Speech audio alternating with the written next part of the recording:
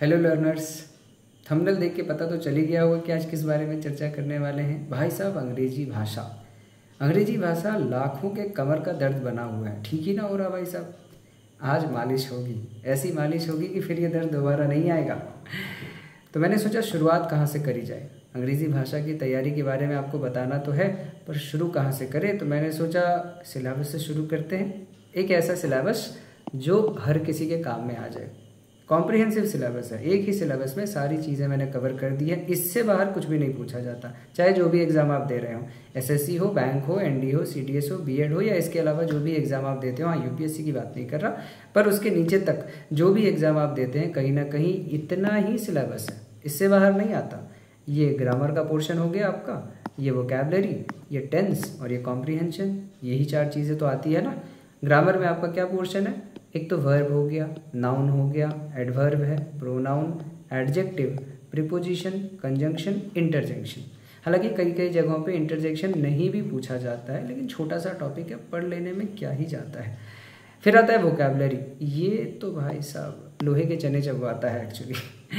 Vocabulary में बहुत लोगों की समस्या है। वोकैबलरी के पार्ट्स क्या क्या आते हैं? इडियम्स, मुहावरे, एंटोनिम, सिनोनिम, होमोफोन्स कहीं कहीं पे पूछे जाते हैं, कहीं कहीं पे नहीं पूछे जाते हैं। थोड़े बहुत पढ़ लीजिए, क्या ही फ़र्क पड़ेगा।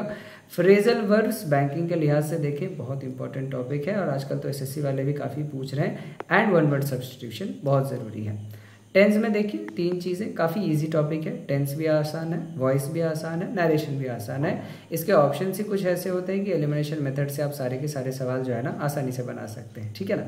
बाद में आता है कॉम्प्रिहेंशन का पार्ट। कॉम्प्रिहेंशन में आपके cloze test, reading comprehension, parajumbled sentences. कुछ समझ में नहीं आ रहा है? शायद हिंदी वालों को समझ में ना आ रहा हो, लेकिन चिंता मत कीजिए, ये वीडियो हिंदी बोलने वालों के लिए भी है, अंग्रेज़ी बोलने वालों के लिए भी है। हल्की फुल्की भी अगर आप अंग्रेज़ी समझ जाते हैं ना, इस वीडियो को एक बार देख लेने के बाद विश्वास मानिए अंग्रेज़ी में फिर से कभी कोई समस्या नहीं रहने वाली है। तो आगे बढ़ें। देखिए, सबसे पहले शुरुआत हम करते हैं सोर्सेस। ठीक है, पढ़ना तो है, पढ़ाई तो हम करेंगे, मगर पढ़े कहाँ से? सबसे पहला डाउट, सबसे पहला सवाल जो मन में आता है वो तो यही आता है ना। पढ़ना तो है, ठीक बात है, क्या पढ़ें, कहाँ से पढ़ें? तो देखिए, जिन किताबों को मैंने फॉलो किया हुआ है उन्हीं किताबों के नाम मैं बता रहा हूँ। ऐसा नहीं कि ये अंतिम किताब है, इसके बाद और मार्केट में कोई किताबें ही अवेलेबल नहीं है। बहुत सारी किताबें हैं, बहुत अच्छी अच्छी किताबें हैं, और लगभग सभी किताबों में रूल्स जो है ना सेम है। ग्रामर के रूल्स तो नहीं बदलने वाले ना। It is all about language, किसकी भाषा आपको सूट करती है, कौन सी भाषा अभी मार्केट में चल रही है, वो भी एक हवा होता है ना। पर ये वो किताबें हैं जो मैंने फॉलो की हुई थी। आप चाहें तो इनको फॉलो कर सकते हैं, चाहे आप अपने हिसाब से कोई दूसरी किताब भी खरीद सकते हैं। जो सबसे पहली किताब मैंने खरीदी थी वो थी objective general English. Arihant publication की बुक आती है, एसपी बख्शी इनके ऑथर हैं। प्राइस एग्जैक्टली मुझे याद नहीं, 200-250 के आसपास शायद ये किताब मिल जाएगी आपको, ऑनलाइन आप चेक कर सकते हैं। बैंकिंग के लिए बहुत अच्छी किताब है, ठीक है। ये मुझे किसी ने सजेस्ट किया था जब मैं प्रिपरेशन करता था, और बैंकिंग के लिए सच में बहुत ज़बरदस्त बेहतरीन किताब है। लेकिन अगर आप लैंग्वेज से थोड़ा डरते हैं, अंग्रेज़ी अगर आपकी ज़रा सी कमज़ोर है, तो मैं कहूँगा कि आप इस बुक के पास आ सकते हैं। नीतू मैम की बुक है, प्लिंथ टू पैरामाउंट, बहुत अच्छी बुक, बहुत ज़बरदस्त बुक है। हिंदी में बहुत सारे इसमें डेफिनेशंस जो हैं वो दिए हुए हैं, पढ़ने में थोड़ी आसानी हो जाएगी आपको। एक और किताब है, अच्छी किताब है, थोड़ी महंगी है, एसेंशियल इंग्लिश, दिशा पब्लिकेशन की आती है, आजकल बहुत प्रचलन में है, बहुत फेमस भी है इनका पब्लिकेशन। बहुत अच्छी अच्छी किताबें जो है ना ये भी पब्लिश करते हैं। तो आप चाहें तो इन तीन सोर्सेज को फॉलो कर सकते हैं। टॉपिक क्या है? Grammar and tense.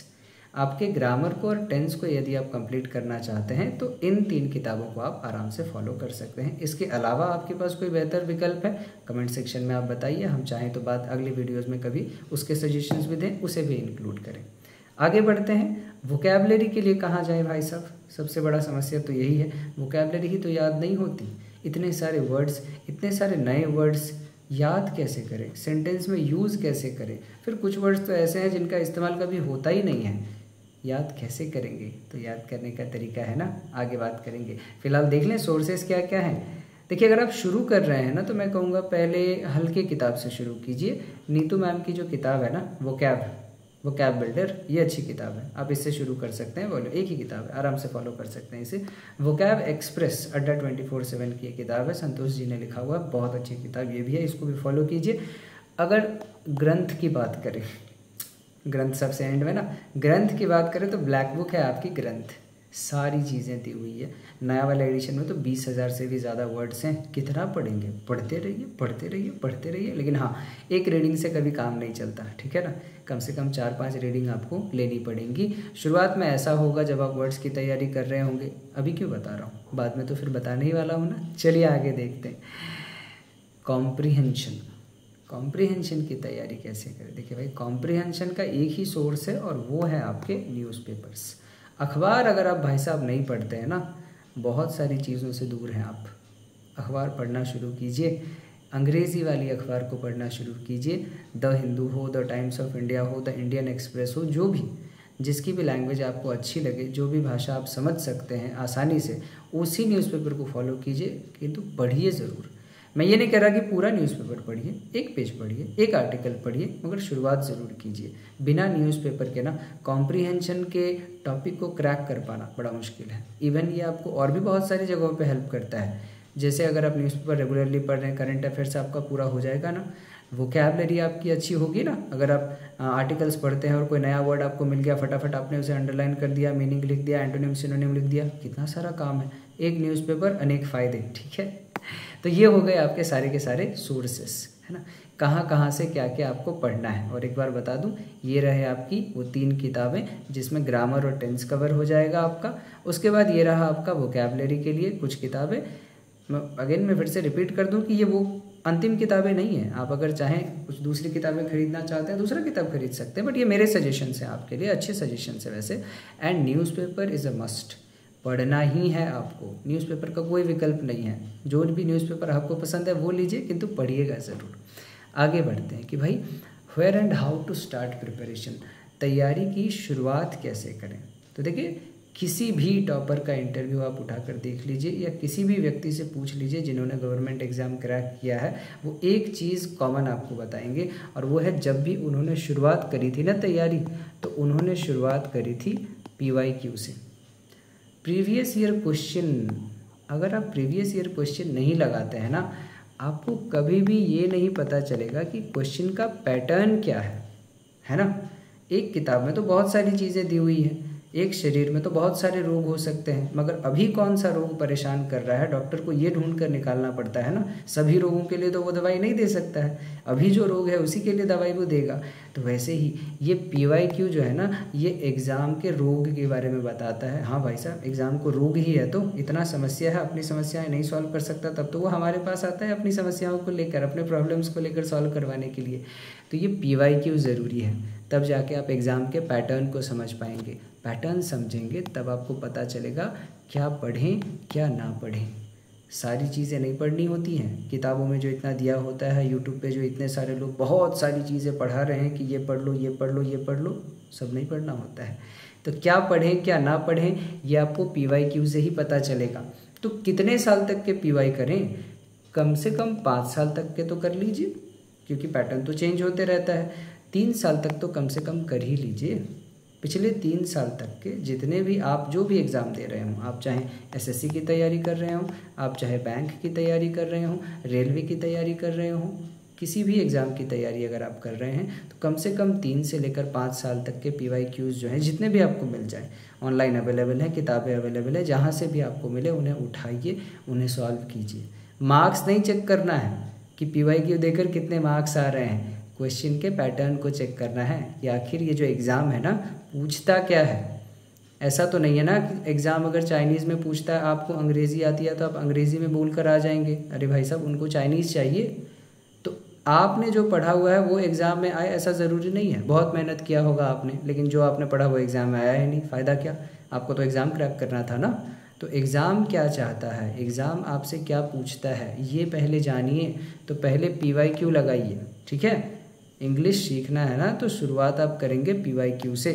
जिस भी एग्ज़ाम को क्रैक करना है, पहले उस एग्ज़ाम के प्रीवियस ईयर क्वेश्चंस को पकड़िए, 2-3 साल के 5 साल के पहले लगाइए, चेक कीजिए, पैटर्न चेक कीजिए, टॉपिक चेक कीजिए, कौन सा टॉपिक ज़्यादा पूछ रहा है, किस तरीके के सवाल ज़्यादा आ रहे हैं, सारा चीज़ पहले नोट डाउन कीजिए, बाद में तैयारी शुरू करेंगे, ठीक है। तो पहले PYQs क्लियर। चलिए दूसरा पॉइंट हम चलते हैं। ग्रामर कहाँ से तैयारी करें?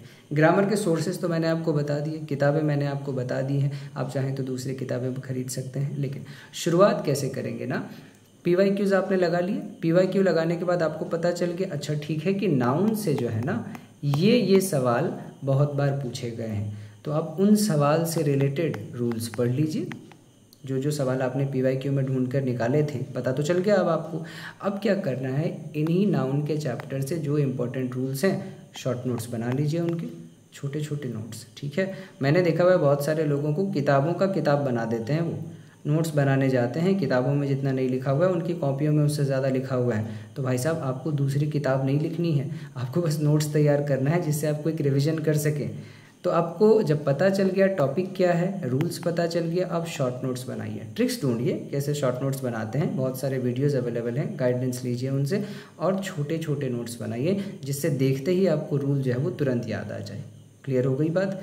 सारे रूल्स आपको मिल गए हैं, सारे टॉपिक्स आपको मिल गए हैं, फटाफट आपको शॉर्ट नोट्स लगाने शुरू कर देने हैं। टॉपिक वाइज जाइए, पहले आपने नाउन पढ़ा, फिर आपने प्रोनाउन पढ़ा, रूल्स आपने बना दिए, रूल्स बनाने के बाद क्या, क्वेश्चन सॉल्व कीजिए। जो कॉन्सेप्ट आपको मिल चुका है उनसे आप क्वेश्चंस लगाना शुरू कर दीजिए। इस तरीके से आप एक एक टॉपिक को कंप्लीट करते जाएंगे। ये हो गई ग्रामर की बात, ठीक है। पहले PYQ आपने लगाया, उसके बाद ग्रामर की तैयारी के लिए क्या, PYQ से जो इन्फॉर्मेशन आपको मिला था उसी इन्फॉर्मेशन को बेस करके आपको पता चल गया कि नाउन से ऐसे ऐसे ऐसे सवाल आ रहे हैं, तो उन्हीं सवाल से रिलेटेड जो रूल्स हैं उसको ज़्यादा ध्यान देंगे। ऐसा नहीं कि बाकी रूल्स को नहीं पढ़ेंगे, बाकी रूल्स भी पढ़िए, लेकिन इन सवालों के रिलेटेड जो रूल्स हैं ना उनको ज़्यादा ध्यान दीजिए, उसको शॉर्ट नोट्स बनाइए और उसे बार बार रिवाइज कीजिए। टॉपिक वाइज जाइए, ग्रामर में आपके पार्ट्स ऑफ स्पीच ही आते हैं, noun, pronoun, adjective, verb, adverb, preposition, conjunction, interjection, 8 topic हो गए। इन्हीं 8 टॉपिक्स के शॉर्ट नोट्स बना लेने हैं आपको। अगर पढ़ने जाए ना, किताबों की बात अगर करें ना, तो टोटल करीबन 550 प्लस रूल्स हैं, लेकिन विश्वास मानिए 550 रूल्स पढ़ने नहीं होते हैं, 100 से लेकर 150 ही रूल्स आपको चाहिए। और ये कहाँ से पता चलेगा, ये PYQ से पता चलेगा। ये PYQ जब आप सॉल्व करेंगे ना तब आपको पता चलेगा ये टॉप 100 टॉप 150 रूल्स होते क्या हैं। तो ये ढूंढ लीजिए पहले, इसके बाद हर एक टॉपिक के ऊपर शॉर्ट नोट्स बनाइएगा और उसको प्रैक्टिस कीजिएगा। ये हो गई ग्रामर की बात, ठीक है, कंसाइज में समझा रहा हूँ मैं आपको।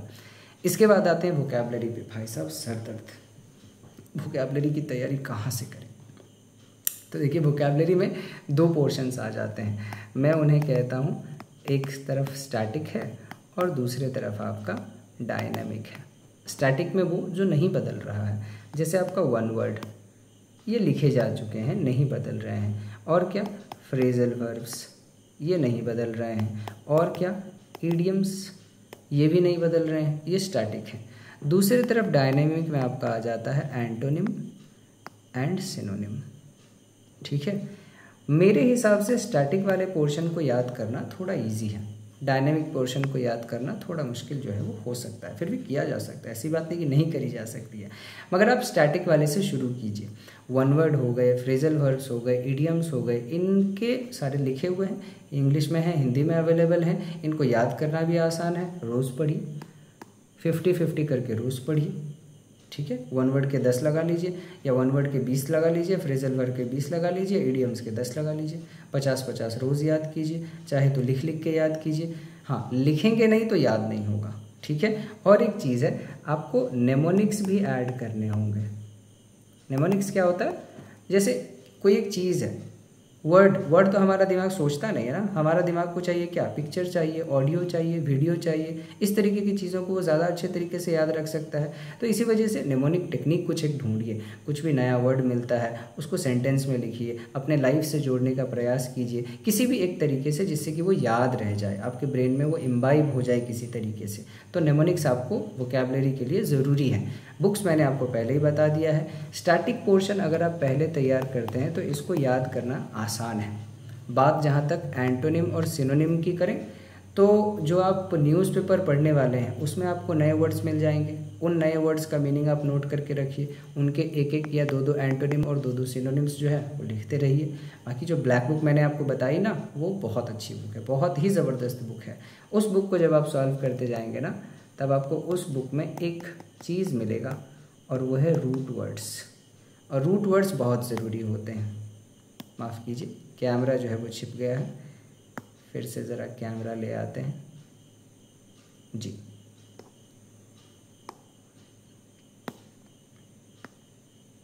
हाँ, तो रूट वर्ड्स जो होते हैं वो बहुत ज़रूरी होते हैं। बिना रूट वर्ड्स के मोस्ट ऑफ द टाइम आप फंसेंगे एंटोनिम सिनोनिम में। टॉपिक ही ऐसा है, सारे वर्ड के मीनिंग थोड़ी ना जाने जा सकते हैं। तो रूट वर्ड्स आपको याद करने होंगे। किसमें से? वो जो ब्लैक बुक मैंने आपको बताई हुई है उसमें से आपको याद करना पड़ेगा। और क्या होगा, ये जो प्रीवियस ईयर क्वेश्चंस आप सॉल्व करेंगे ना, वो जो मैम की किताब है, नीतू मैम की किताब है, उस प्रीवियस ईयर से भी बहुत क्वेश्चन रिपीट होते हैं। मैंने देखा हुआ है, सीजीएल के क्वेश्चन सीएचएसएल में आ जाएंगे, सीएचएसएल के क्वेश्चन एमटीएस में आ जाएंगे, सीजीएल वाले क्वेश्चन एमटीएस में आ जाते हैं। इस तरीके से क्वेश्चंस जो है वो घूमते रहते हैं। तो प्रीवियस ईयर को कभी भी हल्के में मत लीजिएगा। वो जो नीतू मैम की किताब है उसमें सारे के सारे, पहले ही बुक वॉल्यूम 1 जिसमें से आप ग्रामर पढ़ने वाले हैं, उसमें भी बहुत सारे क्वेश्चंस दिए हुए हैं, एंटोनिम सिनोनिम वन वर्ड, उसको भी वहाँ से शुरू कीजिए, वहीं से पढ़ना शुरू कीजिए। पहले वो वाली किताब को कंप्लीट कर लीजिए बेसिक लेवल पे। वो किताब एक बार ख़त्म हो जाए, एक बार का मतलब है 2 या 3 बार आपने पढ़कर उसको अच्छे से ख़त्म किया हो, सारे जो वर्ड्स उसमें दिए गए हैं सारे आपको याद हो गए हों, तो आप जंप कर सकते हैं ब्लैक बुक की तरफ। ब्लैक बुक में थोड़ा ज़्यादा इन्फॉर्मेशन है, थोड़ा ज़्यादा आपको समय लगेगा। हाँ, ये चीज़ याद रखिएगा, वोकैबुलरी जब भी आप शुरू करते हैं ना तो याद नहीं होती है, वर्ड्स डिफ़िकल्ट होता है। क्यों? क्योंकि आपका ब्रेन एक्वाइंटेड नहीं है उस चीज़ को प्रिपेयर करने के लिए। तो समय दीजिएगा, 20 दिन 30 दिन का समय लगेगा। धीरे धीरे मन जो है वो अभ्यस्त हो जाएगा, you will get acquainted, you will get used to, ठीक है। लेकिन समय देना पड़ेगा। आधे रास्ते में छोड़ देंगे तो आधे रास्ते में ही रह जाएंगे, ठीक है। सो वोकैबुलरी की शुरुआत कैसे? स्टैटिक वाले पोर्शन को अलग रखिए, डायनेमिक वाले पोर्शन को अलग रखिए। स्टैटिक पोर्शन रोज़ 50 से 60 जो है लिख कर या बोल कर उसको प्रैक्टिस कीजिए। डायनेमिक पोर्शन के लिए एंटोनिम सिनोनिम की एक कॉपी बनाइए अच्छी सी, हर रोज़ उसमें 5 वर्ड्स कम से कम लिखिए, एक एंटोनिम एक सिनोनिम या 2 एंटोनिम 2 सिनोनिम करके आप वर्ड्स को जो है वर्ड के काउंट को जांच सकते हैं। और न्यूज़पेपर से करने से फ़ायदा ये होगा ना कि न्यूज़पेपर में करंट वाले आते हैं, जो वर्ड्स अभी प्रचलन में हैं, क्या पता उसी में से कुछ एक एग्जाम में आ जाए। और आर्टिकल्स तो आते ही हैं, न्यूज़पेपर के पैसेजेस वगैरह तो डेफिनेट रूप से आ ही जाते हैं। तो वोकैबुलरी की तैयारी कुछ इस तरीके से, स्टैटिक अलग, डायनेमिक अलग, लिख कर 50-60 इस तरीके से आप हाथ में लिख लीजिए, आप कहीं दीवार पर लिख लीजिए, मोबाइल फ़ोन के वॉलपेपर पर लिख के रख लीजिए, रिवीजन होते रहेगा। कॉपी के ऊपर लिख लीजिए, उस कॉपी को 2 या 3 बार रोज़ पढ़ लीजिए, दोस्तों के साथ डिस्कशन कर लीजिए। डिस्कशन बहुत ज़रूरी है ना। कोई ऐसा चीज़ जो आपको याद नहीं हो रहा हो, अगर उसके बारे में आप ज़्यादा से ज़्यादा डिस्कशन करें ना तो वो ज़्यादा अच्छे तरीके से आप याद कर सकते हैं। सो डिस्कशन इज़ अ मस्ट, ठीक है। तो ये रह गई वोकैबुलरी वाली पोर्शन। इसके बाद कहाँ आते हैं? कॉम्प्रीहेंशन। कॉम्प्रीहेंशन की तैयारी कैसे करी जाए? तो देखिए, कॉम्प्रीहेंशन का मतलब होता है समझना। आप किसी चीज़ को कितने अच्छे से समझते हैं। तो अगर एक इंग्लिश में आर्टिकल लिखा हुआ है, उसको समझने का सबसे बेस क्या हुआ, आधार क्या हुआ? अंग्रेज़ी भाषा। अगर आपको वर्ड के मीनिंग्स आते हैं तो आप उसको समझ सकते हैं, वर्ड के मीनिंग्स नहीं आते तो नहीं समझ सकते हैं। तो कॉम्प्रीहेंशन को कॉम्प्रीहेंड करने के लिए जो न्यूज़पेपर रीडिंग मैंने आपको बताया है वो बहुत ज़रूरी है। न्यूज़पेपर पढ़ेंगे, उसमें जो आ रहे हैं वोकैबुलरी, वो अगर आप कंटिन्यूसली पढ़ते जाएंगे, धीरे धीरे आप क्या देखेंगे ना, आपकी रीडिंग हैबिट जो है वो इम्प्रूव होने लगी है। जिस पैसेज को पढ़ने में पहले 10 मिनट का समय लगता था, अब वो पैसेज 5 मिनट में हो जाता है, अब वो पैसेज 7 मिनट में हो जाता है। अचानक ये परिवर्तन कैसे? कोई परिवर्तन नहीं है। साइकिल चलाना सीखा था ना आपने, जब शुरू में सीखा था तो फुल रफ्तार में चलते थे क्या? नहीं चलते थे। शुरू में आपने क्या सीखा? पहले आपने बैलेंसिंग सीखा, बैलेंसिंग के बाद अपने आप स्पीड जो है वो बढ़ गई थी। पैसेज के साथ भी ऐसा ही है, कॉम्प्रीहेंशन के साथ भी ऐसा ही है। शुरू में बैलेंस करेंगे, बैलेंस करते समय क्या होता था याद है ना? गिरे थे, चोट लगा था, रोए भी थे, लेकिन साइकिल चलानी छोड़ी थी क्या? नहीं। ऐसे ही कॉम्प्रीहेंशन की प्रैक्टिस भी नहीं छोड़नी है। न्यूज़पेपर लगातार आपको पढ़ते ही रहना है, पढ़ते ही रहना है। पहले महीने में नहीं आएगा समझ में, समझ पा रहा हूँ मैं, मेरे साथ भी ऐसा ही हुआ था। लेकिन जैसे ही आप पढ़ते रहेंगे कंटिन्यूसली, रेगुलरली, बिना रुके हुए, बिना थके हुए, बिना झुके हुए, आप देखेंगे 30 दिन के बाद, 45 दिन के बाद इम्प्रूवमेंट आपको नज़र आने लगेगा, ठीक है। रीडिंग को हैबिट बना लीजिए, हर रोज़ एक आर्टिकल पढ़िए ना, और अपने इंटरेस्ट के आर्टिकल पढ़िए। कौन कह रहा है पूरे न्यूज़पेपर को खंगालना है करके? मैं, मेरा इंटरेस्ट है स्पोर्ट्स में। मैंने जब न्यूज़पेपर शुरू किया था तो मैं सिर्फ और सिर्फ स्पोर्ट्स के पेज ही पढ़ता था। स्पोर्ट्स न्यूज़ है, पहले से पढ़ा हुआ है, मुझे पता था कल इंडिया किसके साथ मैच खेली थी, क्या क्या रिजल्ट्स हुए थे। फिर भी मैं और एक बार पढ़ लेता था, कहीं कुछ नया वर्ड मिल जाए, कहीं कुछ वोकैबुलरी के इंपॉर्टेंट टॉपिक्स मिल जाए, वो फ़ायदे में देता था। जब भी आप न्यूज़पेपर पढ़े ना तो अपने इंटरेस्ट वाली चीज़ों को पहले उठाएं, क्योंकि उसको पढ़ते समय आप बोर नहीं होंगे। और उसमें जो नए वर्ड्स आपको मिले हैं, उसमें जो नए मीनिंग आपको मिले हैं, उसको अंडरलाइन करके रखिए। इस तरीके से आपका कॉम्प्रिहेंशन बढ़ेगा, मैंने पढ़ने की स्पीड भी बढ़ेगी। स्किमिंग करना आप सीखेंगे, किस तरीके से फास्ट रीडिंग करते हैं, ये सारी चीज़ें आप सीख पाएंगे। तो न्यूज़पेपर को बिल्कुल बिल्कुल मतलब नेगलेक्ट करना ही नहीं है, बहुत ज़रूरी है। न्यूज़पेपर पढ़ना बहुत ज़रूरी है, कॉम्प्रिहेंशन बढ़ेगा आपका। और क्या, प्रीवियस ईयर के क्वेश्चन जहाँ भी आपको मिले उसको लगाते रहिए, ठीक है। PYQ कॉम्प्रिहेंशन के PYQ आते हैं आजकल, अच्छे अच्छे कॉम्प्रिहेंशन आ रहे हैं।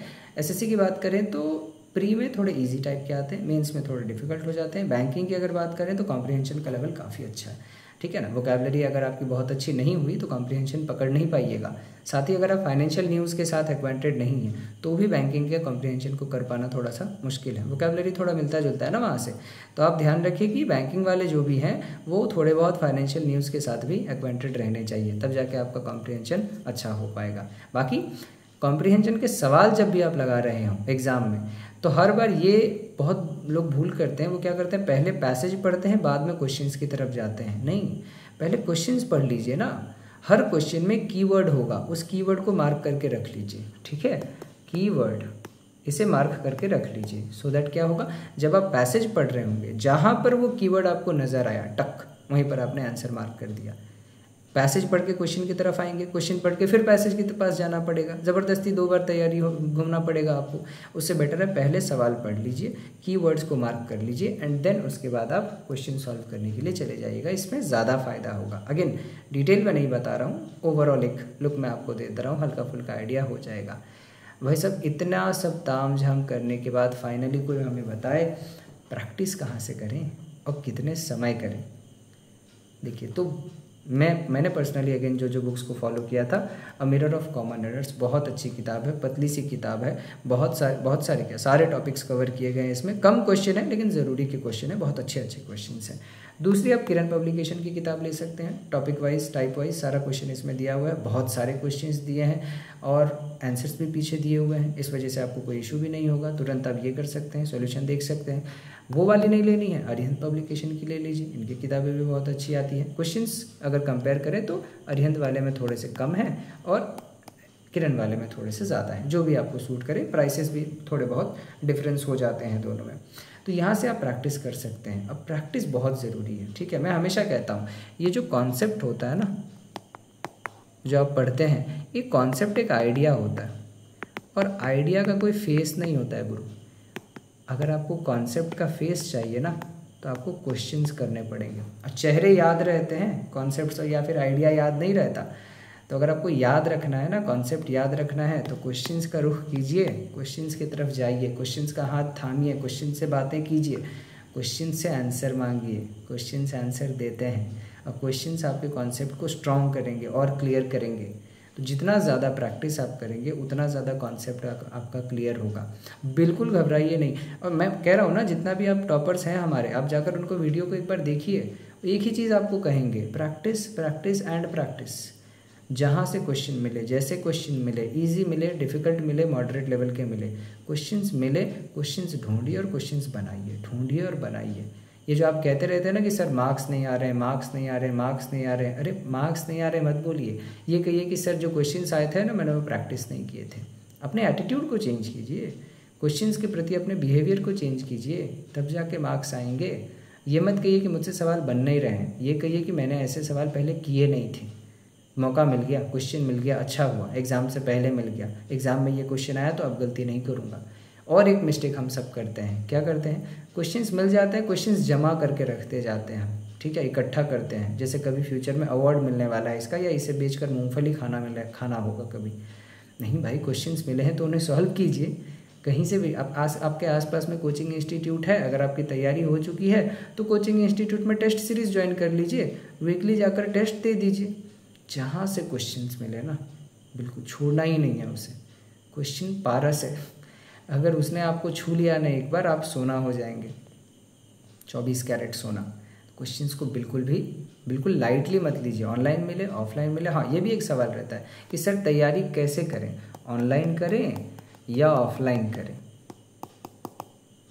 तो देखिए ये आप पर निर्भर करता है। अगर आपके पूरे कॉन्सेप्ट्स क्लियर हैं, आपको और कुछ पढ़ने की ज़रूरत नहीं है, आप ऑनलाइन तैयारी कीजिए। अगर आपके बिल्कुल भी कॉन्सेप्ट्स अच्छे नहीं हैं, अभी भी कॉन्सेप्ट्स थोड़े कच्चे हैं, थोड़े पीछे रह गए हैं आप, तो बेटर होगा आप एक बार ऑफलाइन ले लीजिए, क्योंकि टीचर के साथ जब 1-to-1 कनेक्शन आप बनाते हैं ना, तो आपके डाउट्स अच्छी तरीके से क्लियर हो पाते हैं। ठीक है, तो अगर आप बेस लेवल पे हैं, बिल्कुल आरंभ कर रहे हैं, शुरू कर रहे हैं, it is better go for offline coaching.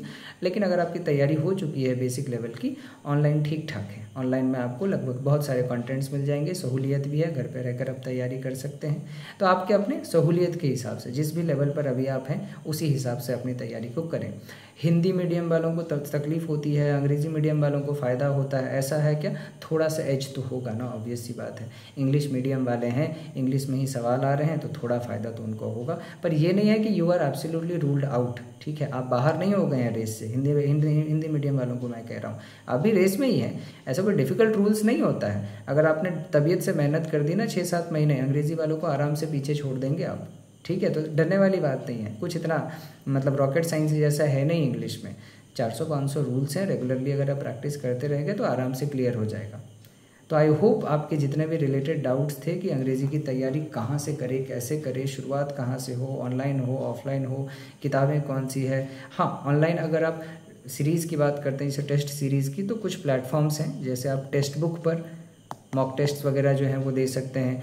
Applications हैं बहुत सारे प्ले स्टोर पर, इंग्लिश क्विजेस करके बहुत सारे एप्लीकेशंस हैं। आप प्ले स्टोर पर जाइए, वहाँ से डाउनलोड कर लीजिए कुछ ना कुछ एक इंग्लिश के ऐप, वहाँ से आप प्रैक्टिस शुरू कर सकते हैं। ऑलिव बोर्ड अच्छा एक वेबसाइट है, इस पर जाकर भी आप प्रैक्टिस कर सकते हैं। और एड्यूरेव, ठीक है, एड्यूरेव ये भी एक अच्छा प्लेटफॉर्म है, इस पर भी जाके आप तैयारी कर सकते हैं। इनके फ़ीस भी कम है, टेस्ट सीरीज़ के फ़ीस जो है वो ज़्यादा नहीं होते हैं, ईयरली पासेस इनके आ जाते हैं। एक बार ख़रीद लीजिए, मॉक टेस्ट लगाते रहिए। हाँ, एग्ज़ाम अगर आपका पास है, बहुत पास अगर एग्ज़ाम आ चुका है, तो मेरे हिसाब से बेहतर होगा कि आप 10-15 दिन 20 दिन केवल मॉक टेस्ट ही लगाएं, सारे सब्जेक्ट के मॉक टेस्ट लगाएं। एग्ज़ाम से 10-15 दिन पहले और तैयारी नहीं करना, क्योंकि वो काम में नहीं आता है। ठीक है, 15-20 दिन रह गए हैं तो इट इज़ बेटर कि आप जितना ज़्यादा से ज़्यादा मॉक टेस्ट जो है वो दे सकें। तो इतनी सारी चीज़ें होने के बाद अभी भी बहुत सारे इश्यूज़ तो आपको आएंगे ही। कुछ लोग हैं जो कमेंट में लिखना पसंद नहीं करेंगे, तो कोई दिक्कत वाली बात नहीं है। अगर आप मुझसे पर्सनली सजेशन चाहते हैं ना, तो आप एक काम कर सकते हैं, ये मेरा ईमेल आईडी है, आप चाहें तो इस पर मैसेज कर सकते हैं, sgrajneesh@gmail.com। ठीक है, कोई भी इशू अगर आपको आती हो आप इस पर लिखिए। जो किताबें मैंने कही हैं, हो सकता है वो किताबें थोड़ी महंगी हो, आप नहीं अफोर्ड कर सकते हैं, ईमेल कीजिए, कुछ ना कुछ आपके लिए हम बंदोबस्त करेंगे। ठीक है, और अंत में देखिए, ये बड़ा सा एक मेरा ही लिखा हुआ छोटी सी कविता है जो मैंने कभी लिखी थी। मुझे लगा कि आप लोगों को बोलना चाहिए कि बिना उतरे समंदर में समंदर नाप नहीं सकते, वीर युद्ध भूमि में कर विलाप नहीं सकते, विलाप मतलब रोना। तो बिना उतरे समंदर में समंदर नाप नहीं सकते, वीर युद्ध भूमि में कर विलाप नहीं सकते, जिद जुनून और जोश हो सीने में तो कौन सा है कार्य जो कर आप नहीं सकते। डाउट मत कीजिए अपने ऊपर, सेल्फ बिलीफ बहुत बड़ी चीज़ होती है। थोड़ा सा भी डाउट अगर आपको हुआ कि नहीं मुझसे नहीं होगा, तो सच में नहीं होगा। शीतल देवी को देखा ना आपने, 17 साल की उम्र में ओलंपिक में सिल्वर मेडल। सेल्फ बिलीफ हाथ नहीं है उनके, लेकिन जज्बा है, हिम्मत है, जोश है, जुनून है। अंग्रेज़ी से अगर डरते हैं तो उसको फेस कीजिए, डर से लड़ना ज़रूरी है। फिर भी कुछ डाउट रह जाता है, कमेंट सेक्शन में बताइए। और इसी तरीके के कंटेंट्स पाते रहने के लिए हमारे चैनल को लाइक कीजिए, शेयर कीजिए, सब्सक्राइब कीजिएगा। ठीक है ना भाई साहब? चलिए फिर मिलेंगे।